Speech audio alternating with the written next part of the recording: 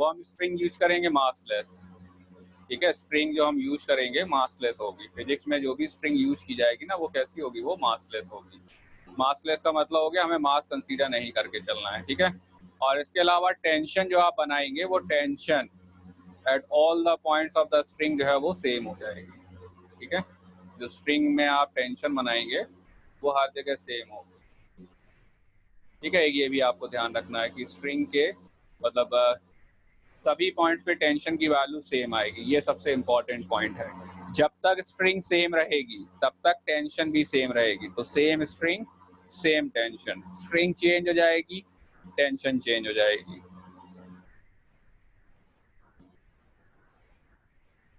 ठीक है, मेनली जो स्ट्रिंग के क्वेश्चन है वो आपके किस पे आते हैं, वो आपकी पुली पे बेस्ड आते हैं। तो पुली के क्वेश्चंस को किस तरह से सॉल्व करेंगे वो हम अभी डिस्कस करेंगे। ठीक है, तो पहले हम एक दो सवाल जो हमने कराए थे ना वो हम क्वेश्चन और मतलब और डिस्कस कर दें, फिर हम आगे बढ़ते हैं। तो सपोज करो तो हम लास्ट क्लास में जैसे हमने कहा था कि दो ब्लॉक आपको दिए हुए हैं। ठीक है, एक ब्लॉक ये है और एक ब्लॉक ये है, और इस वाले पे आप फोर्स लगा रहे हो एफ का, इसका मास है m1 और इसका मास है m2। तो आपको पहले तो ये निकालना है कि acceleration of both the blocks क्या होगा। दूसरा स्ट्रिंग ऑफ टेंशन, मतलब टेंशन जो है उस टेंशन ऑफ द स्ट्रिंग निकालना है कि किसी भी स्ट्रिंग में टेंशन की वैल्यू क्या आएगी। तो टोटल मासेस, तो हमने कहा था सॉल्व करने के लिए आप क्या करेंगे, जनरली सॉल्व करने के लिए, आसानी से सॉल्व करने के लिए आप एक सिस्टम बाउंड्री बना लेंगे और ये कहेंगे सिस्टम बाउंड्री के अंदर टोटल मास क्या हो जाएगा आपका, टोटल मास हो जाएगा आपका m1 plus m2। Total mass हो जाएगा m1 प्लस m2। और फोर्स कितना लग रहा है, फोर्स लग रहा है f का। तो आप इक्वेशन क्या लिखोगे, f is equal to m1 plus m2 into में a क्या जाएगा आपका f अपॉन में m1 प्लस m2। ठीक है, आप टेंशन निकालने के लिए आप कहोगे कि इस स्ट्रिंग पे जो टेंशन आ रही होगी वही m2 वाले ब्लॉक को खींचेगी, बल्कि m2 के पीछे अगर कोई और भी ब्लॉक होता तो भी उसे केवल यही वाली रस्सी खींचती। तो अब t की वैल्यू क्या हो जाएगी, t इज इक्वल टू हो जाएगा m2a, a की वैल्यू पुट कर देंगे।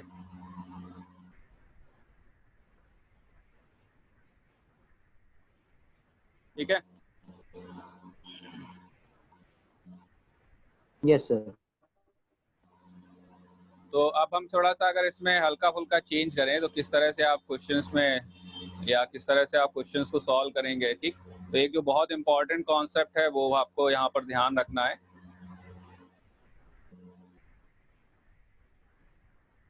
ठीक है, तो सपोज करो कि हम एक ब्लॉक आपको दे रखा है, ये आपको एक ब्लॉक दे रखा है। ठीक है, ये जो है ये ब्लॉक दे रखा है और आप फोर्स लगा रहे हो एफ का।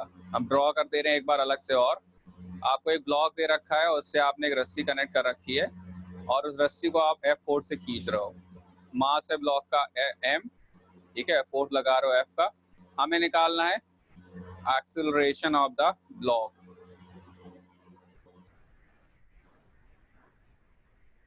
ये पुली वाले क्वेश्चन अभी हम डिस्कस करेंगे, आप पुली के लिए पूरा परेशान न हो, पुली एक पूरा टॉपिक अभी हम लेंगे। ठीक है, तो वो तब जब आएगा तब उस पर बात करेंगे, पहले स्ट्रिंग तो कवर कर लें। तो हमने कहा कि हम स्ट्रिंग को इस तरह से खींच रहे हैं एफ फोर्स से। ठीक है, तो हमें निकालना है एक्सेलरेशन और टेंशन इन द स्ट्रिंग।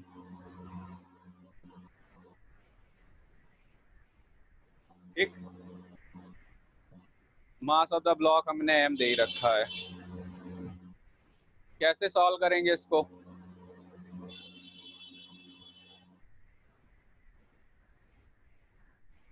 क्या करेंगे यहाँ पर, स्ट्रिंग में पहले तो टेंशन क्या आएगी, कितने फोर्स से खींच रहे हैं हम स्ट्रिंग को, एफ फोर्स से खींच रहे हैं। तो केवल स्ट्रिंग का अगर हम फ्री बॉडी डायग्राम बनाए या केवल स्ट्रिंग को अगर हम अलग से बनाए तो हम क्या कहेंगे, स्ट्रिंग पे इस पॉइंट पे फोर्स लग रहा होगा एफ का और इस पॉइंट पे हमने मान लिया टेंशन हो गई टी। ठीक है, इसी तरह ब्लॉक बनाएंगे अगर हम, तो यहाँ पर ब्लॉक पे टेंशन लग रही होगी टी और मास हो जाएगा m। ठीक है, एक्सेलरेशन हो गया a। तो अब इक्वेशन क्या लिखोगे, अब इक्वेशन लिखेंगे हम t is equal to m into A, और यहाँ पर आप क्या लिखोगे, यहाँ पर लिखोगे f minus T is equal to 0। ठीक है, तो टी इक्वल टू क्या आ जाएगा, टी इज इक्वल टू आ जाएगा एफ। तो यहाँ से आ जाएगा F is equal to M A, और ए आ जाएगा कितना, एफ अपॉन एम। तो हमारा यहाँ सबसे पहले तो सवाल ये आता है, ब्लॉक का एक्सेलरेशन कितना आया आपका, एक्सेलरेशन ऑफ ब्लॉक कितना आया, F upon M. Acceleration of block आया एफ अपॉन एम। टेंशन पे नेट फोर्स कितना है, सॉरी रस्सी पे नेट फोर्स कितना है, स्प्रिंग पे इस तरफ कितना फोर्स था, इस तरफ फोर्स था एफ का, और इस तरफ टी का। तो नेट फोर्स क्या हो गया,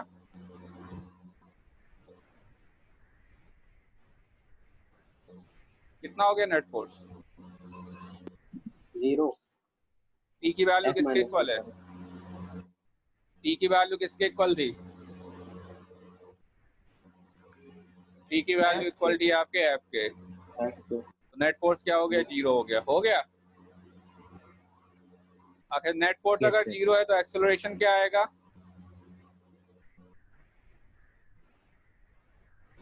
अगर किसी बॉडी पे नेट फोर्स अगर किसी बॉडी पे नेट फोर्स 0 है तो एक्सेलरेशन क्या आएगा,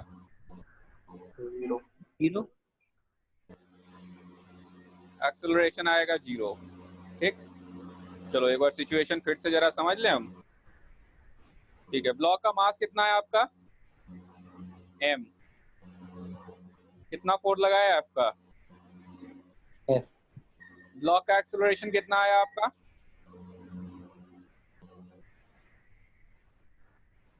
एफ अपॉन एम। ब्लॉक का एक्सेलरेशन आया एफ अपॉन एम। स्ट्रिंग का एक्सेलरेशन कितना आया, 0। स्ट्रिंग का एक्सेलरेशन 0 आया। मतलब आपका जो स्ट्रिंग कहाँ लगी हुई है, स्ट्रिंग है ब्लॉक के आगे है। सबको बात समझ में आ रही है, कोई किसी को डाउट है, मतलब स्ट्रिंग कहाँ है आपकी, ब्लॉक के आगे है। स्ट्रिंग का एक्सेलरेशन क्या है, 0। 0। ब्लॉक का एक्सेलरेशन क्या है, F upon M। क्या मतलब हुआ इसका,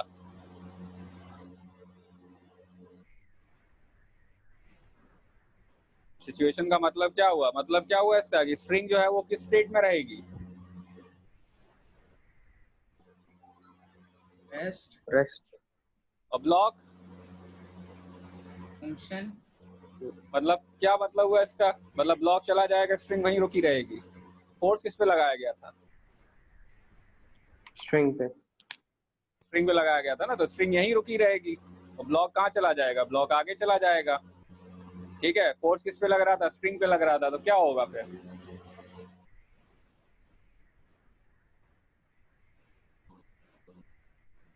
क्या ऐसा पॉसिबल है,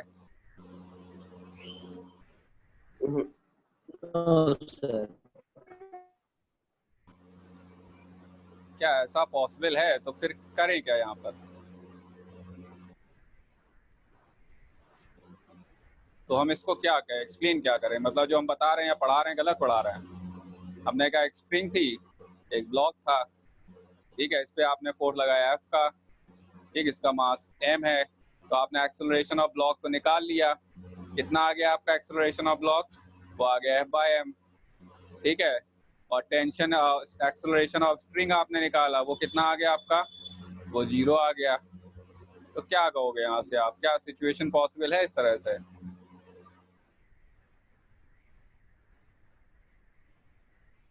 चलो अच्छा। तो इसमें आप थोड़ा ये ध्यान रखें, हम एक्सप्लेन अगर करें इसको, एक्चुअली में हम कहेंगे कि स्ट्रिंग पे नेट फोर्स क्या होगा, 0 होगा। ठीक है, क्यों 0 होगा, हमने जब स्ट्रिंग पे फोर्सेस को बैलेंस किया,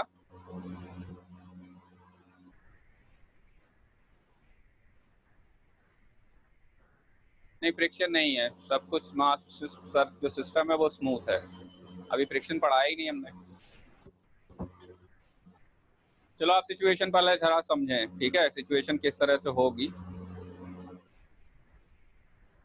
तो हमने कहा कि आपका स्ट्रिंग पे फोर्स एक तरफ आ रहा था F, दूसरी तरफ आ रहा था T। F minus T equal to क्या हो जाएगा, नॉर्मली फॉर्मूला होता है M इंटू ए। और मास क्या हो गया आपका, मास हमने कहा आइडियल स्ट्रिंग जो है वो मासलेस होती है, और आइडियल स्ट्रिंग मासलेस होगी तो आपका मास हो जाएगा 0। तो इक्वेशन क्या बन जाएगी, F minus T is equal to 0। बात समझ में आ गई इतनी यहाँ तक। और जब F minus Yes, T sir. Is equal to 0 हो जाएगा तो T इक्वल टू क्या आ जाएगा, F आ जाएगा। अच्छा, कहानी है क्या, कहानी ये है, अगर हम यहाँ पर इक्वेशन में लिखें तो A इज इक्वल टू, अगर हम लिखना चाहें तो क्या आ जाएगा आपका, A is equal to F minus T upon M आ जाएगा। A is equal to F minus Yes, T sir. Upon M. ठीक, अब M क्या है, M है 0, और अगर M टेंड्स टू 0 होगा तो A टेंड्स टू इंफिनिटी हो जाएगा, हो जाएगा। Yes, sir. तो आपको ये पॉइंट ध्यान रखना है कि अगर कोई भी बॉडी मासलेस है तो उस पर आपको नेट फोर्स 0 करना ही पड़ेगा, क्योंकि अगर आपने नेट फोर्स 0 नहीं किया तो उसका एक्सेलरेशन अनडिफाइंड हो जाएगा। बात समझ में आ रही है, अगर आपने किसी मासलेस बॉडी पे फोर्सेस को बैलेंस नहीं कराया ना तो उस पर फिर नेट फोर्स बचा रह जाएगा, और नेट फोर्स बचा रह जाएगा तो एक्सेलरेशन क्या हो जाएगा, इनफाइनाइट या अनडिफाइंड हो जाएगा। इसीलिए आपको करना क्या पड़ेगा, इसलिए करना आपको ये पड़ेगा, आपको सिस्टम को या उस बॉडी पे आपको नेट फोर्स को 0 करना पड़ेगा। तो फिर हम कहेंगे जब नेट फोर्स 0 आएगा तो एक्सेलरेशन कैसे आएगा, तो उसके लिए एक्सप्लेनेशन ये है, मासलेस ऑब्जेक्ट में एक्सेलरेशन देने के लिए, टू एक्सेलरेट इट, हमें कोई भी फोर्स रिक्वायर्ड नहीं होता है, we don't need any force. बात समझ में आ गई।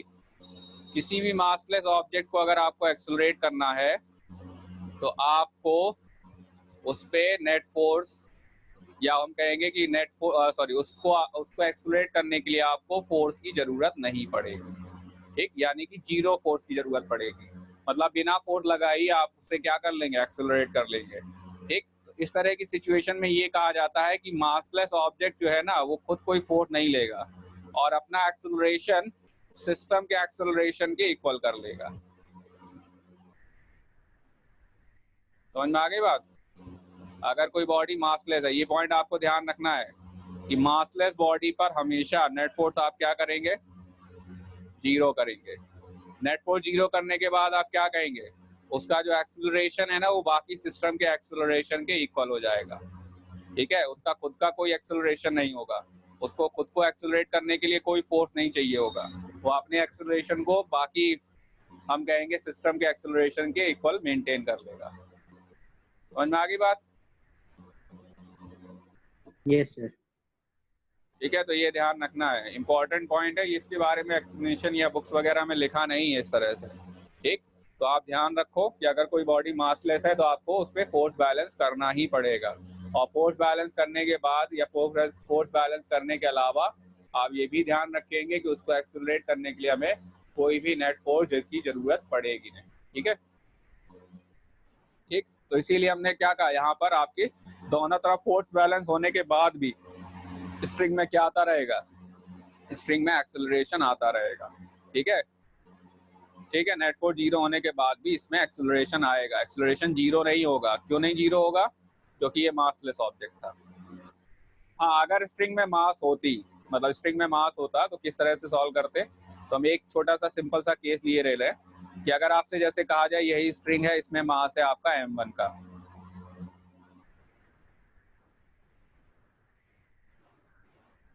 अब ये जो स्ट्रिंग है ना ये आपकी मासलेस नहीं है, इसमें कितना मास है, m1 का मास है, इसमें मास है m का, आपने फोर्स लगाया है। ठीक, अब क्या करेंगे आप, हम कहेंगे यहाँ पर जब हम फोर्स बैलेंस करेंगे ना तो पहले तो हम कहेंगे पूरे सिस्टम का एक्सेलरेशन हो जाएगा a। ठीक, पूरे सिस्टम का एक्सेलरेशन हो जाएगा a। आप पूरे सिस्टम को सिस्टम बाउंड्री के अंदर कर देंगे, आप कहेंगे सिस्टम बाउंड्री के अंदर टोटल मास क्या हो जाएगा, हो जाएगा m प्लस m1, और इक्वेशन क्या लिखोगे आप, F is equal to m plus m1 into में a। ए क्या आ जाएगा आपका, ए आ जाएगा एफ अपॉन में एम प्लस एम वन। ठीक है, ये हो गई आपकी एक्सेलरेशन की वैल्यू। ठीक, अब हम क्या करेंगे, आपको एक्सेलरेशन मिल गया, इस स्ट्रिंग को यहाँ से अलग कर दो, डिटैच कर दो। तो जब स्ट्रिंग को आप यहाँ से अलग करोगे तो आप क्या कहोगे, ये हो गया आपका एफ, ये हो गया आपका टी। ठीक है, तो ये आप अब लिखोगे क्या, F minus T is equal to M one A. और ब्लॉक पे क्या लिखोगे आप, ब्लॉक पे लिखोगे आप T is equal to M ए।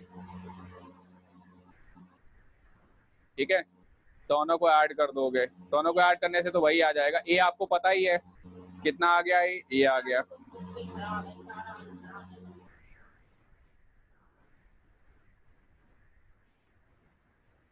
तो F minus T is equal to M one A हो जाएगा। तो एफ इज इक्वल टू क्या हो जाएगा, एम वन ए प्लस टी।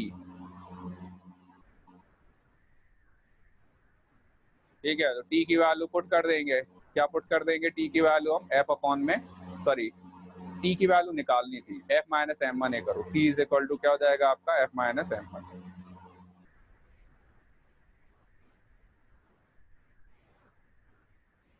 ए की वैल्यू पुट कर दो।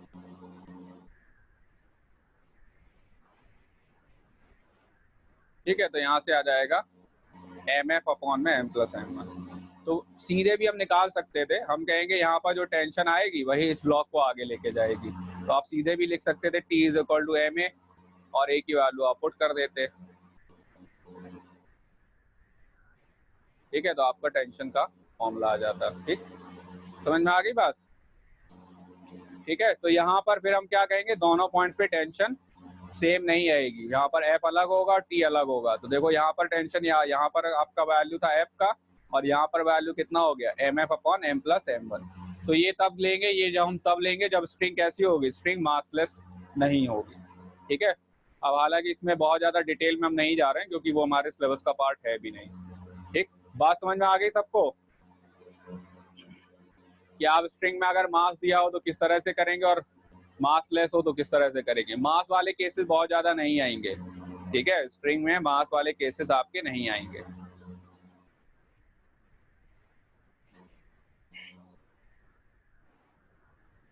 चलो अब हम इसके बाद आते हैं आपके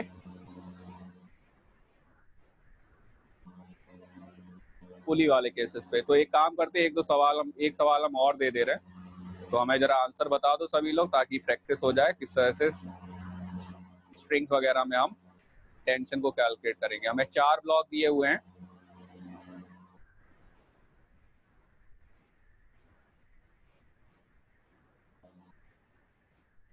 इसका मास है m1, इसका मास है m2, इसका मास है m3, इसका मास है m4।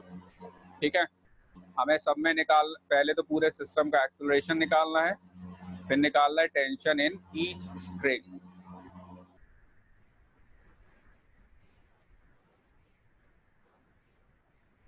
करो कैलकुलेट।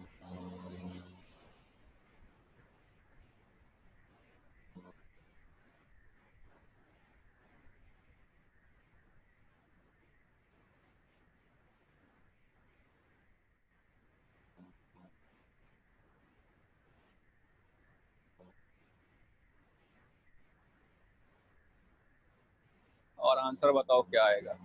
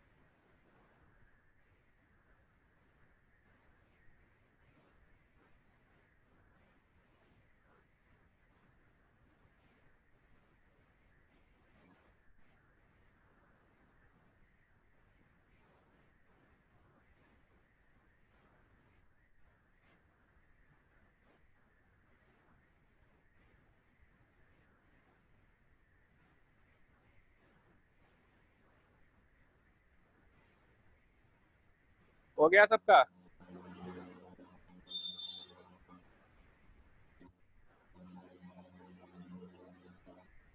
क्या रहा answer?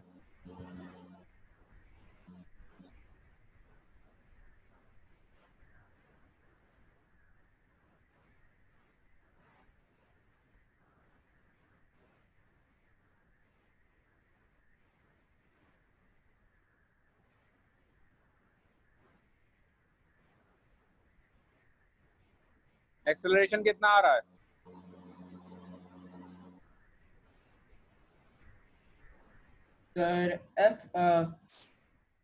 Sir F upon m1 plus m2 plus m3 plus m4। सबका यही आ रहा है? Yes sir. Yes sir. सारे मास टोटल फोर्स अपॉन में सारे मासेस का सम। ठीक है, अब क्या कहेंगे? हमने मान लिया इस स्ट्रिंग में टेंशन हो गया T1, इस स्ट्रिंग में टेंशन हो गया T2, इस स्ट्रिंग में टेंशन हो गया T3। हमने कहा था जब तक स्ट्रिंग सेम रहेगी तब तक टेंशन सेम रहेगी। ठीक, स्ट्रिंग चेंज हो जाएगी तो टेंशन भी चेंज हो जाएगी। अब यहाँ पर क्या हुआ था, 1 2 3 अलग अलग स्ट्रिंग थी ना, तो अलग अलग टेंशन हो जाएगी। अब हम क्या कहेंगे? T1 कैसे निकलेगा? क्या वैल्यू आएगी T1 की? Sir F minus m1 F upon m1 plus m2 plus m3 plus m4। Solve करके बताओ उसे। बाकी लोग बताओ कितना आएगा T1?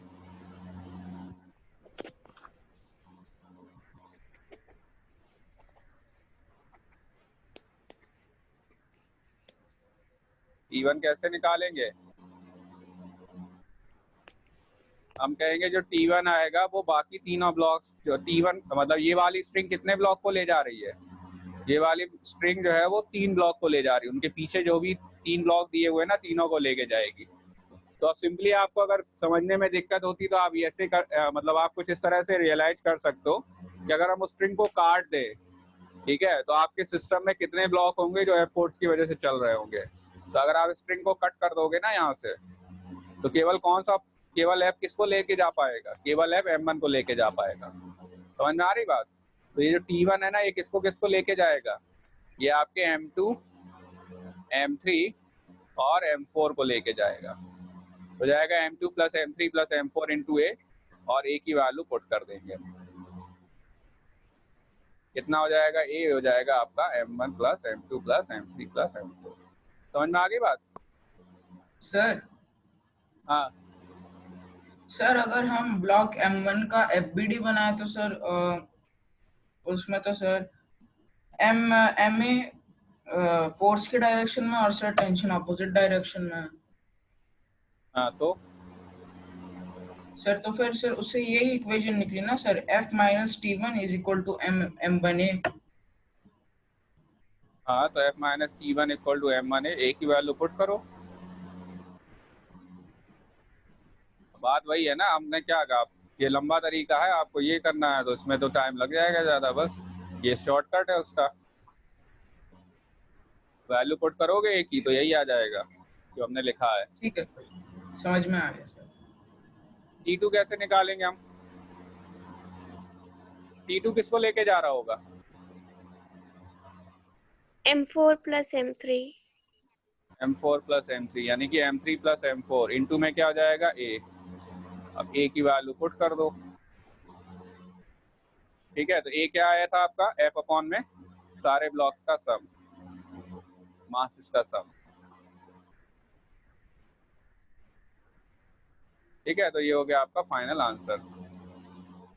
समझ में आ गया? Yes sir.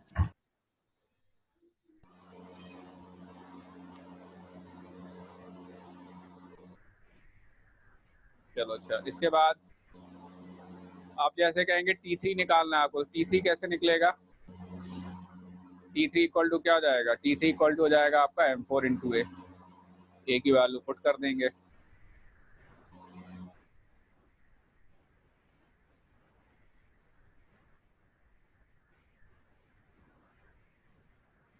समझ में आ गई बात? Yes sir. चलो फिर आगे बढ़ते हैं। हम आते हैं पुली पे।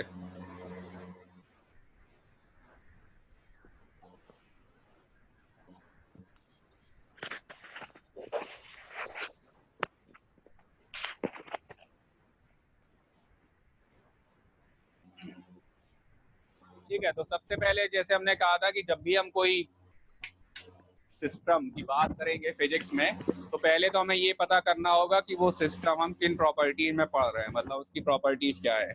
क्योंकि अभी जो फिजिक्स हम पढ़ रहे हैं, हमारा उसका मेन जो एम है, वो एम है चीज़ों को सिंप्लीफाइड फॉर्म में पढ़ना। ठीक है, चीज़ों को जितना हो सके उतना सिंपल फॉर्मेट में करना, उतने सिंपल फॉर्मेट में उनको स्टडी करना। ठीक है, तो ऑब्वियसली बात है, अगर आप बहुत ज़्यादा कॉम्प्लिकेटेड ले लेंगे तो फिर आप एक तो समझ भी नहीं पाएंगे कि करना क्या है, दूसरा आपको दिक्कत हो जाएगी उसको सॉल्व करने में भी। ठीक है, इसीलिए हमने क्या कहा, आप क्या करेंगे, आप पहले जो आपको जो भी चीज़ स्टडी करनी है उसमें आप उसको उसकी कुछ प्रॉपर्टी ले लेंगे। ठीक है, तो जैसे हम कहेंगे यहाँ पर जो पुली हम पढ़ने वाले हैं ना, वो पुली कैसी होगी, वो पुली होगी आइडियल। तो आइडियल सिचुएशन में पुली में क्या प्रॉपर्टी आएंगी, तो पहली प्रॉपर्टी आएगी जो आइडियल पुली होगी वो क्या होगी आपकी, मासलेस। ठीक, आइडियल पुली इज मासलेस। ठीक है, मतलब हम मान के चलेंगे पुली में क्या नहीं होगा, पुली में मास नहीं होगा, और जब मास नहीं होगा तो नेट फोर्स क्या रहेगा हमेशा पुली में, जो नेट फोर्स आएगा आपका वो हमेशा 0 आएगा। तो ये आपको ध्यान भी रखना है कि जब पुली मासलेस है तो हमेशा क्या रहेगा, हमेशा उस पर नेट फोर्स 0 रहेगा। ठीक है, दूसरा फ्रिक्शन इज कम्प्लीटली एब्सेंट। ठीक है, जो फ्रिक्शन है वो क्या रहेगा, वो पूरी तरह एब्सेंट रहेगा। ठीक है, इसका मतलब क्या हो गया, पुली को घुमाने में आपको या कोई अपोजिशन जनरेट नहीं होगा। तो एक सवाल हमारा यहाँ आता है, पुली देखी है ना सभी ने, हाँ या ना, मतलब पुली देखी है कि नहीं देखी है, देखी है। कहाँ देखी है,